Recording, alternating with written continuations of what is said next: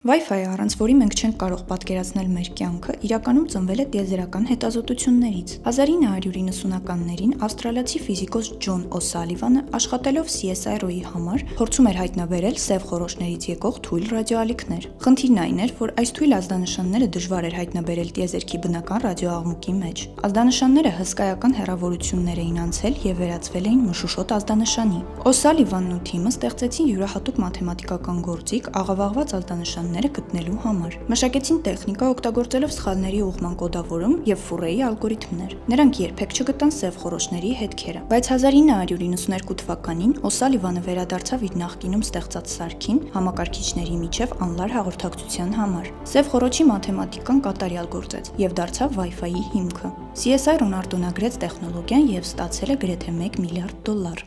Բաժանորդագրվեք STEM News-ի սոցիալական հարթակներին հետագա նորություններին տեղեկանալու համար։